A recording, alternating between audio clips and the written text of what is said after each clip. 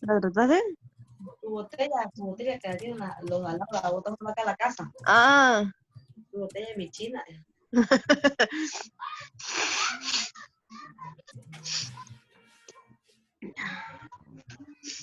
A manera de tener un vacío muy abierto. ¿Sí? ¿Tenés clase? Antes la seis algo. Creo que eso ella. Es fría. Uy, tu barriga fea, ¿no? Mira un hueco ahí. ¿Tu ombligo? Hola. Ah, vos tenés mi anillo. Vos tenés mi anillo.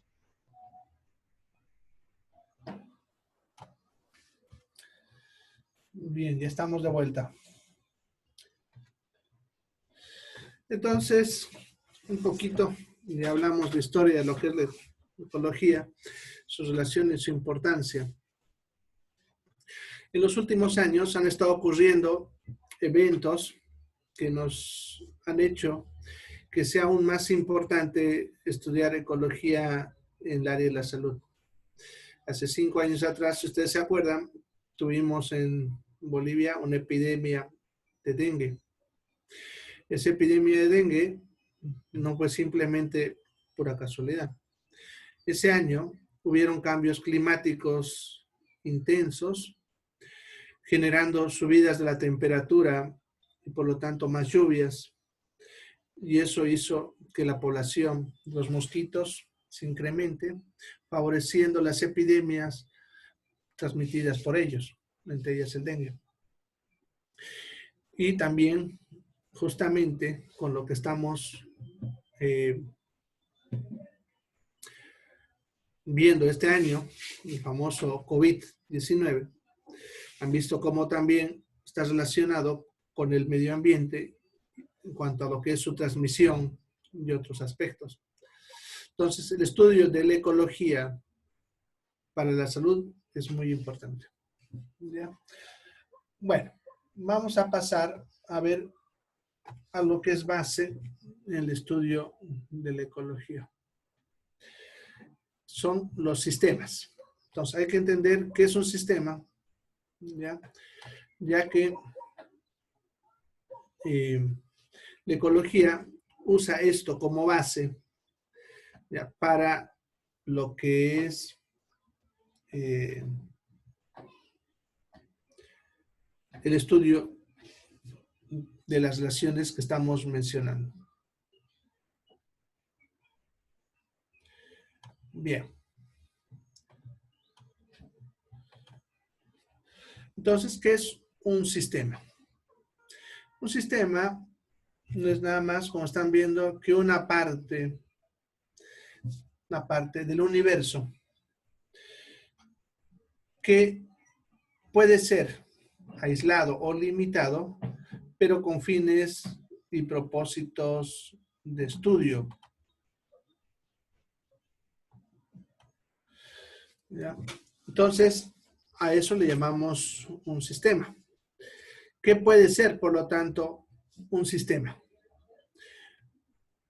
Un sistema puede ser cualquier cosa, lo que ustedes quieran, ¿ya?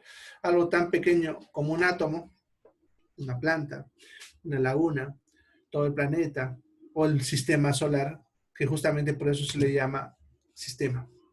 Entonces, un sistema es una unidad de estudio. es algo a lo que yo le doy límites o lo aíslo si puedo y luego me pongo a observarlo para ver qué pasa. Eso sería un sistema. Y la ecología usa la teoría de sistemas para poder enlazar y comprender las cosas. ¿Ya? Bien. Hay dos tipos de sistemas. Los sistemas abiertos y los sistemas cerrados. El hecho de que sean abiertos o cerrados simplemente depende de si permiten o no permiten el intercambio de factores. Por ejemplo, si agarro un acuario y pongo ahí 2 peces con plantitas, caracoles, si ustedes quieren, ¿ya? Y todos los días lo observo, eso sería un sistema, porque lo estoy limitando, lo estoy aislando, se dan cuenta, dentro del mismo acuario, y lo estoy observando para estudiarlo. Entonces, eso se convierte en un sistema. Ahora, el hecho de que sea abierto o cerrado depende de si yo permito o no permito el intercambio libre de factores. Si yo dejo que los factores se intercambien libremente, ¿no? Entonces sería un sistema abierto. ¿Ya? Entonces dejo, por ejemplo, que el aire ingrese, ¿ya? Libremente, o dejo que los mosquitos, los insectos pongan huevos ahí. Entonces estoy permitiendo que intercambie libremente factores, ¿no? Lo mismo la luz, la temperatura. En cambio, si yo regulo todo esto, ¿no? Cierro todo, no dejo que el aire que ingrese no sea el que yo le meta, la luz que yo le meta, los alimentos que yo le meta, entonces ese sería un sistema cerrado. Eso lo estamos haciendo de forma artificial, si se dan cuenta. En la naturaleza, la mayoría de los sistemas serían abiertos. Sin embargo, hay uno que otro que pueden ser cerrados, principalmente en lugares muy aislados, ¿no? En la profundidad de algunas cuevas y en el Polo Sur, por ejemplo, hay un lago que se llama el lago Vostok, que es un lugar donde el lago está congelado y el grosor del hielo es aproximadamente de 1 kilómetro de grosor, ¿ya? Pero debajo de eso, interesantemente, hay agua en estado líquido y se ha estado estudiando este lago por muchos años, tratando de llegar a esta parte líquida. Y el año pasado, los rusos, que son los que están a cargo de esta área, consiguieron llegar al agua líquida y se toparon con la sorpresa que había vida en ese lugar, convirtiéndose en uno de los sistemas cerrados naturales más famosos del planeta. Bien, entonces eso es en cuanto a lo que son los tipos de sistemas. Las partes de un sistema. Bueno, ¿alguna pregunta hasta acá? Porque como yo hablo y hablo, a veces me olvido ya de darles espacio para que pregunten. ¿Alguna pregunta? ¿Preguntas?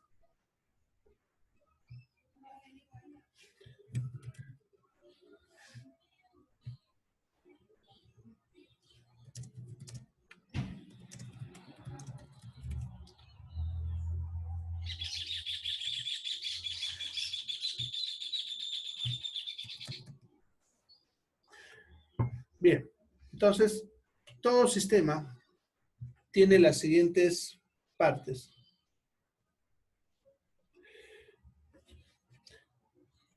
El lago se llama Vostok. Vostok. Así creo que se escribe. Los he puesto en el chat.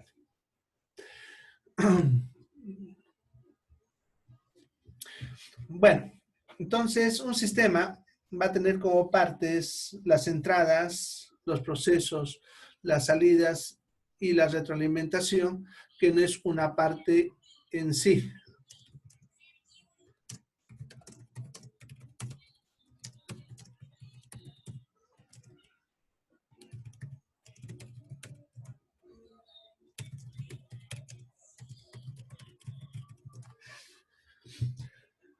Bien. Entonces, vamos a nuestro ejemplo de la pecera. En esa pecera, yo puedo poner los peces que les mencionaba, ¿ya? Y cualquier cosa que yo meta ahí será una entrada. Pongámosle que pongo alimento, entonces esas serían entradas. Los alimentos que yo pusiese ahí serían entradas. Ese alimento ahí adentro va a sufrir un proceso, ya que el pescado, o los pescados, perdón, se los comerán y dentro de ellos harán un proceso de estas moléculas y botarán algo, ¿no? Las heces, la orina, pero ¿qué es lo que sale del sistema? ¿Ya? Puede ser varias cosas, pero hablamos de la proteína. Cuando un ser vivo come proteína, como nosotros o los pescados, procesamos esa proteína liberando aminoácidos. Estos aminoácidos los usamos para nuestras proteínas y si no sirven, los usamos para que nos den energía, produciendo un producto metabólico desecho llamado amoníaco. El amoníaco, como es tóxico, lo transformamos en urea y esa urea sale en la orina. Entonces ese pescado, después de comer, obviamente, va a orinar y va a botar urea en la orina. El problema de la urea es que sigue siendo tóxica y si se sigue acumulando en ese acuario, ese pescado va a morir. No sé si a ustedes alguna vez les había pasar que se han llevado pescaditos del río, de una laguna a su casa y el pescadito se les murió 1 o 2 días después. Muchos creen que es porque le faltó oxígeno. Ya, sin embargo, se debió a que se acumuló en su agua mucha urea que se transformó en nitratos, produciendo la intoxicación del pescado y luego la muerte. ¿Cómo hace un acuario para evitar esta complicación? A nivel con los acuarios hay una pequeña bombita. ¿Ya? Esa bomba, si ustedes ven, tiene un tipo de algodón o esponja, que muchos le dicen filtro, pero no es un filtro en realidad, sino que en ese algodón o en esa esponja viven unas bacterias que lo que hacen es convertir los nitratos y nitritos, que son los tóxicos, en nitrógeno gaseoso, y el nitrógeno gaseoso se sale del agua, sacando así esta sustancia tóxica. Entonces, todo ese que les he mencionado es el proceso. Entonces, la entrada sería el alimento, el proceso sería todo lo que les he mencionado, y la salida, el nitrógeno, en forma de gas. ¿Ya? Entonces, todo eso, por ejemplo, pasa en un sistema. ¿Ya? Yo les doy el ejemplo de la comida, pero podemos poner cualquier cosa. Ustedes pueden poner como entradas, temperatura, cambios de agua, tierra, arena, piedras, plantas, otros seres vivos, lo que ustedes quieran. ¿Ya? Y cada vez que hay una entrada, tiene que haber un proceso y tendrá que haber una salida. ¿Ya?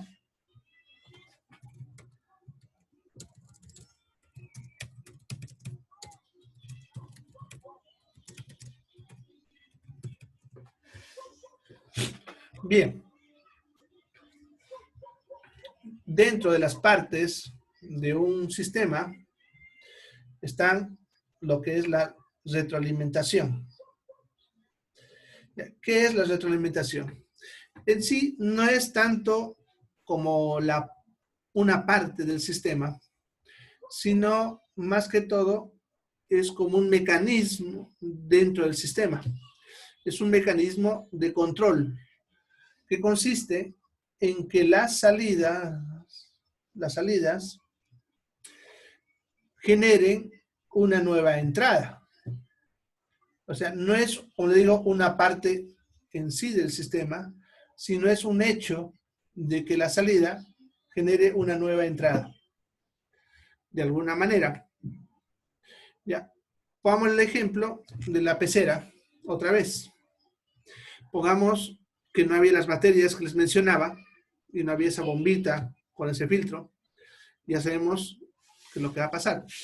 Entonces, como entrada, le vamos a poner alimento a los peces. Los peces comerán, orinarán y acumularán urea en la orina, perdón, en el agua, que se transformará en nitratos, y esto intoxicará al pez, haciendo que muera. ¿Y cuál será la salida entonces? La muerte del pez, ¿no? Entonces, ya, ahora, al morir el pez, ¿podré poner de nuevo alimento? No, porque ya no hay pez.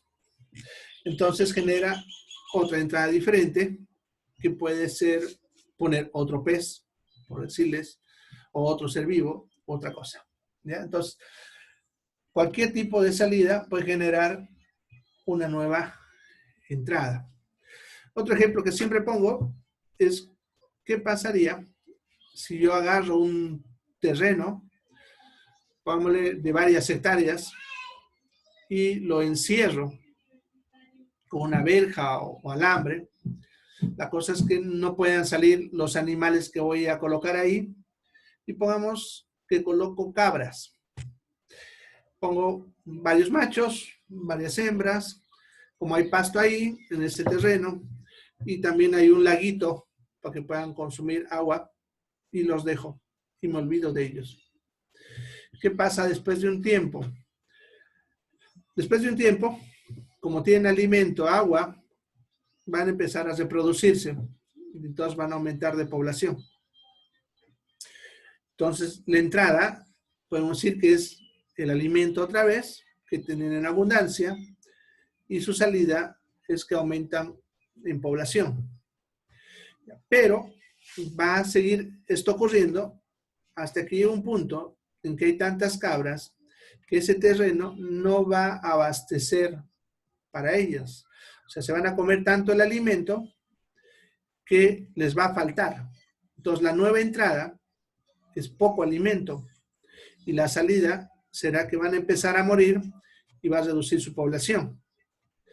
Al reducir su población, al disminuir el número, otra vez empezará a aumentar el alimento, lo cual generará que otra vez aumenten de población hasta que vuelva a pasar lo mismo, y así sucesivamente.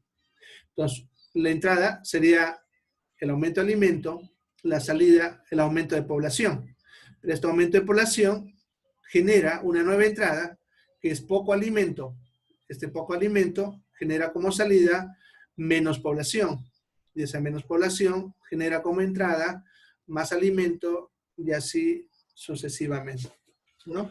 Entonces, eso es lo que conocemos como retroalimentación. ¿Alguna pregunta hasta acá? ¿Preguntas?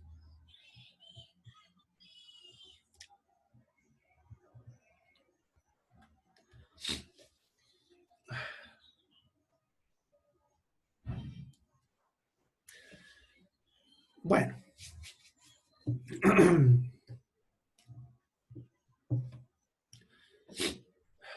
Entonces, vamos a ver que hay dos tipos de retroalimentación. Una que la vamos a llamar retroalimentación positiva, y otra que la vamos a llamar retroalimentación negativa. La diferencia entre relación positiva y negativa tiene que ver con el tipo de entrada que genera. Acuérdense que le he dicho que en una retroalimentación es cuando la salida genera una nueva entrada. Ahora, esta nueva entrada, si es igual en calidad a la anterior entrada, a eso le llamamos retroalimentación positiva.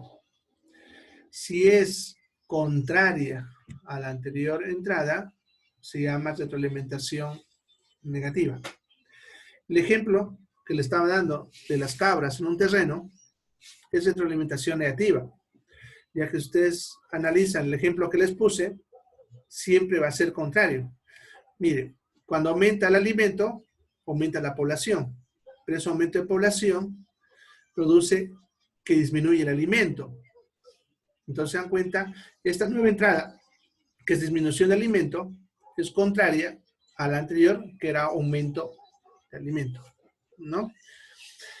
Bien, si nosotros lo llevamos como ejemplo al cuerpo humano, podemos hablar sobre hormonas y aplicar estos dos mismos para entenderlo mejor.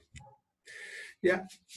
Sucede que la hipófisis, que es una glándula que tenemos en la cabeza, debajo del cerebro, produce ciertas hormonas. Una de esas hormonas es la FSH. Esta hormona FSH viaja por la sangre hacia los ovarios y hace que el ovario fabrique estrógeno, en el caso de la mujer. ¿Ya? Ese estrógeno entonces va a ir aumentando en la sangre conforme la FSH va aumentando también en la sangre y estimula que el ovario fabrique más estrógeno. Pero la hipófisis, que es la glándula inicial que estábamos viendo, detecta que el estrógeno ha subido mucho. Entonces, deja de fabricar FSH. Si deja de fabricar FSH, el ovario deja de fabricar estrógeno.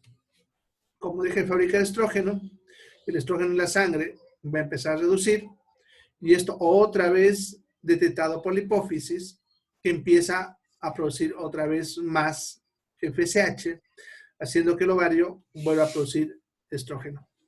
Entonces, eso, por ejemplo, es una retroalimentación negativa, ya que, como pueden ver, cada vez que el estrógeno sube, hace que la FSH baje, pero cuando el estrógeno baja, la FSH sube. Entonces, siempre son contrarias las nuevas entradas, ya que, por ejemplo, ahí la entrada sería el aumento o disminución de FSH y la salida, el aumento o disminución de estrógeno. Y cada entrada nueva es contraria, por lo tanto, es una retroalimentación negativa. Ahora, para ver la positiva, podemos usar un ejemplo parecido también de la glándula hipófisis. La glándula hipófisis produce una hormona llamada prolactina. La prolactina es una hormona que estimula a la glándula mamaria a producir leche. ¿Ya? Ahora, no estamos produciendo todo el tiempo leche porque la misma hipófisis produce otra hormona que se llama hormona inhibidora de prolactina, que bloquea a la prolactina y por eso no producimos leche. Cuando hay trabajo de parto, producimos en grandes cantidades otra hormona que se llama oxitocina. La oxitocina bloquea a la hormona inhibidora de prolactina y por lo tanto la prolactina empieza a hacer su efecto, empieza a producirse leche. Pero aquí hay otro mecanismo más que hay que aumentar. A nivel del pezón, en lo que es la areola, la zona oscurita de los pechos, si han visto hay unos puntitos como granitos, se llaman corpúsculos de Morgagni.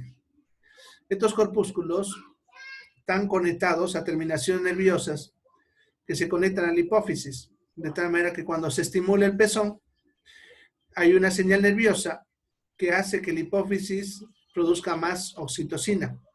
Al producir más oxitocina, se bloquea la hormona inhibidora, haciendo que la prolactina empiece a producirse en grandes cantidades y la glándula mamaria produzca más leche. Entonces el niño, cuando empieza a lactar, frota la areola contra su paladar, estimulando estos corpúsculos, haciendo que se produzca más oxitocina, por lo tanto, más prolactina y más leche. Conforme el niño va creciendo, va teniendo más hambre, por lo tanto, estimula más fuertemente esas terminaciones, haciendo que se produzca cada vez más leche.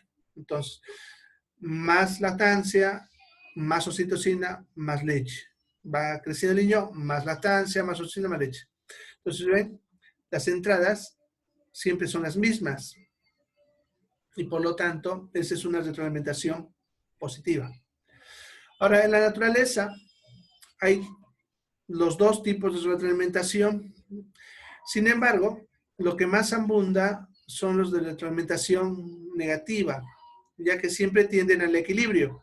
En cambio, los de retroalimentación positiva son escasos porque siempre terminan en caos cuando algo pasa. Por ejemplo, el ejemplo de las cabras que le decía, las cabras aumentarán de población, disminuirán de población, aumentarán, pero mantendrán un equilibrio a través del tiempo y eso permitirá que el sistema sobreviva. En cambio, cuando es positivo, eso no pasa. Y el mismo ejemplo de la glándula mamaria podemos aplicarlo acá. Si un niño que estaba lactando de golpe deja de hacerlo por cualquier motivo, pongámosle que se enfermó y falleció de golpe, entonces la madre va a seguir produciendo leche en grandes cantidades, lo cual va a hacer que el pezón se empiece a tesar, pero los pechos se empieza a tesar, haciendo que aplaste las arterias que alimentan la piel de esa zona. Eso producirá estimulación de los corpúsculos de Morgagni, haciendo que se estimule mayor producción de leche, y eso apretará más las arterias hasta el punto de que no pasará sangre y la piel empezará a sufrir, se empezará a morir y empezará a infectarse el pezón. Eso nosotros llamamos mastitis puerperal y que hasta hace unos años era mortal. Ahora ya no, porque ya tenemos mecanismos para bloquear ese proceso. Pero para que vean que una retroalimentación positiva, cuando pasa algo, siempre termina con el caos o la extinción del propio proceso. En cambio, las negativas suelen mantener equilibrio. Bien. ¿Alguna pregunta hasta acá? ¿Preguntas?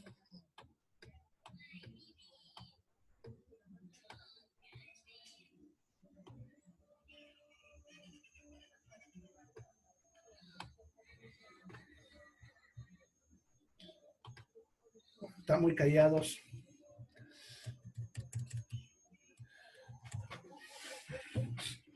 Creo que no han tomado té. Para la clase mañana.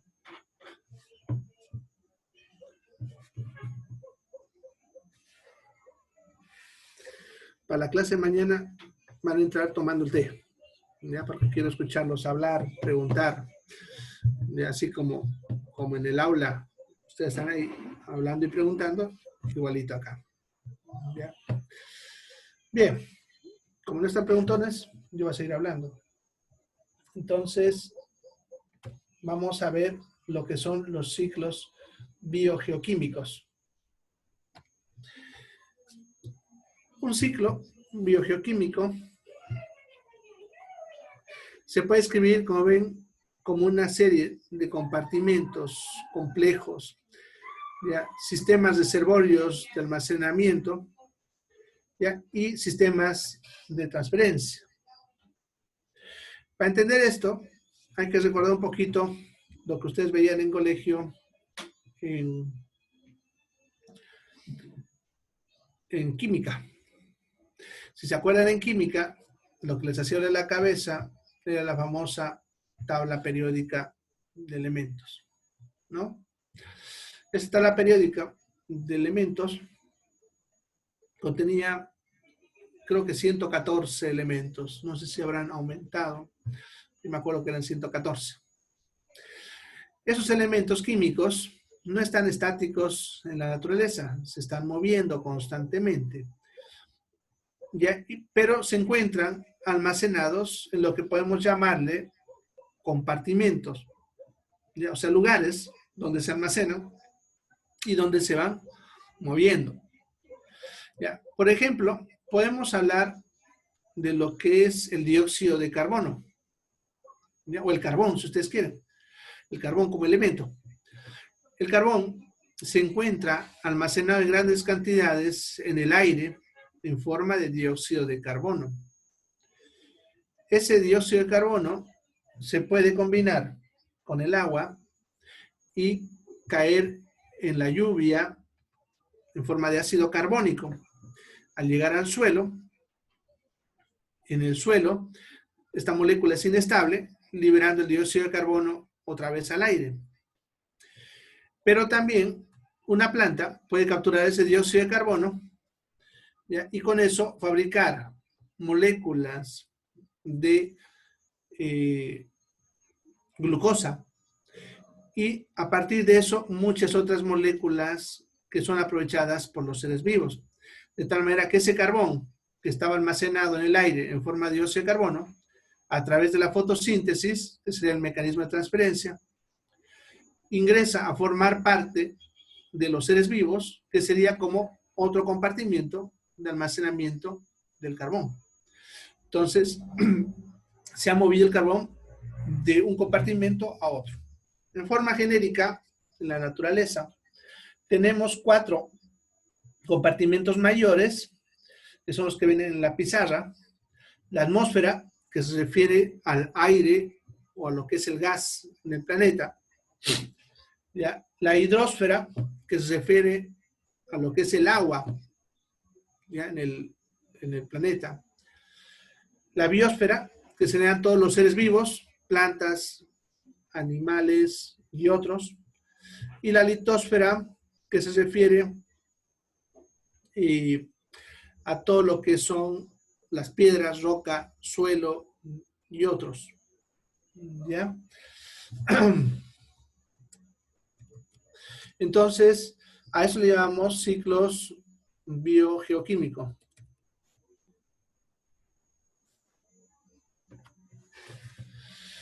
Bueno, entonces los elementos se van a mover de uno a otro. ¿Ya? Y eso es su tarea. Entonces, la tarea que les publicaré en el Classroom consiste en que ustedes investiguen los ciclos biogeoquímicos del carbón, del nitrógeno, del agua, del oxígeno, que son los que no nos interesa para lo que es el ser humano. Necesitamos saber dónde está el agua, dónde está el carbón, el nitrógeno, etc. El nitrógeno ya les hablé un poquito en parte con lo del pescado y las bacterias, y el dióxido de carbono también un poquito ahorita con lo que les dije de la fotosíntesis y otro. ¿Ya? Pero, ¿por qué es importante estudiar los ciclos biogeoquímicos? Podemos usar el ejemplo del agua. Ustedes saben de dónde viene el agua que nos llueve acá en Santa Cruz. Y no me vayan a decir de arriba, porque eso es obvio, cae del cielo. Pero ¿de dónde llega esa agua? Sucede que el agua que a nosotros nos cae en lluvia es un agua que se forma por evaporación en el Atlántico Sur, entre lo que es Argentina y el Polo Sur. Cuando en esta zona hace mucha calor, se evapora mucha agua y esa agua va a llegar acá y nos va a llover. Por lo tanto, si allá hace mucho calor, ¿no? Acá nos va a llover mucho.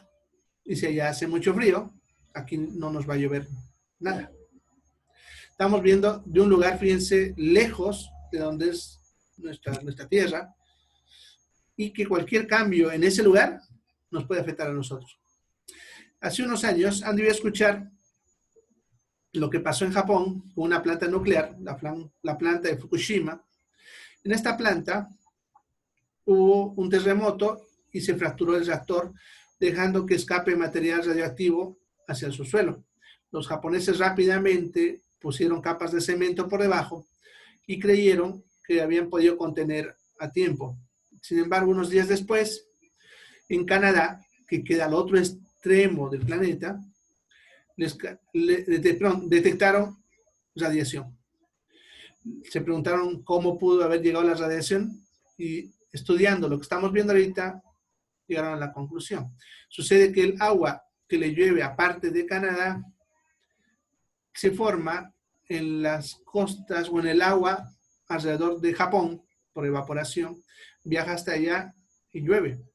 Entonces, eso significa que había fugado radiación hacia el subsuelo, de ahí al mar, y del mar hacia el cielo, y de ahí hacia Canadá. Para que vean cuán importante es entender esto. Y justamente la epidemia que estábamos hablando del dengue de hace 5 años tiene que ver con cambios de la temperatura en el Atlántico Sur. ¿ya? Y eso generó que nosotros ese año nos llueva bastante. Y por eso tuvimos la epidemia del dengue. Bien, ¿alguna pregunta? Tenemos 4 minutitos todavía. Ahí vamos a quedar por hoy. Ya, de que termine la clase voy a estar compartiéndole los enlaces del video, por si les ha cortado en algún momento, ya han entrado tarde o algo así. Y también les voy a ir compartiendo el material, la tarea y el cuestionario en los siguientes minutos y horas. Ya, Doctor, para que ustedes vayan haciendo. Pregunta. doctor, referente a la tarea de los ciclos que está hablando, son 7, ¿cierto? Yo le estoy pidiendo, en realidad, en la naturaleza hay un ciclo por cada molécula. Pero yo estoy pidiendo solamente del nitrógeno, del carbono, del oxígeno y del agua. Esos 4. Cada uno tiene sus propios componentes, por si acaso, ¿no? ¿Esa era la pregunta? Son 5, entonces, ¿no, doctor? A ver, 4. Les he pedido 4. 4. A ver, oxígeno, carbono, nitrógeno y agua. 4. Ya, Bien. doctor, gracias. Bien. ¿Alguna otra pregunta? ¿Preguntas? Bueno. Y en el aula les encanta hablar, ¿no? Acá, calladinhos. Ya. Sí. Bueno. Y para colmo, me apagan sus cámaras para que no los pueda ver. No me miedo, doctor, mañana vamos a activarlo. Mañana se van a peinar entonces. ¿Ve? Entonces, empiecen ya a acostumbrarse a participar más, ¿no? Para que también la clase sea más fluida y así también ustedes puedan entender más. Ya yo les voy dando material, pero también necesito saber dónde ustedes están teniendo conflicto, o sea, dónde no le entienden, para que yo así pueda reforzar más esos puntos y así ustedes puedan aprender mejor. La única Hola, forma de doctor. hacer eso es escuchando sus respuestas. Hola. Una pregunta, doctor. En su página, por ejemplo, de Ecología y Salud, hay 3 temas. Yo bajé ahora uno, que es el primero, Introducción de Ecología, ¿no? A la ecología. Sí. ¿Lo ve? Sí, sí. ¿Solamente esos 3 temas van a ser? Esos 3 temas. Sí. Ah, ya, es que cada que yo los bajo para que así me voy guiando en la fotocopia conforme usted va explicando, y hay solo 3 temas ahí, pero Sí, bien sí. largos. Sí, son largos. No, sí, Ya, esos 3 gracias. temas son. Gracias. Bueno. Entonces, nos vamos despidiendo. Tenemos 60 segundos. Que la pasen bonito el resto de la noche. Abríguense porque está enfriando. Ya tómense un cafecito caliente con empanaditas. O háganse masaco. Si no hay yuca, usen papa. Si no hay papa, plátano. También. Lo que haya. Bueno, pues nos vemos mañana. Se van. Se cuidan, se cuidan. Chao, Mañana. chao. Chao, chao.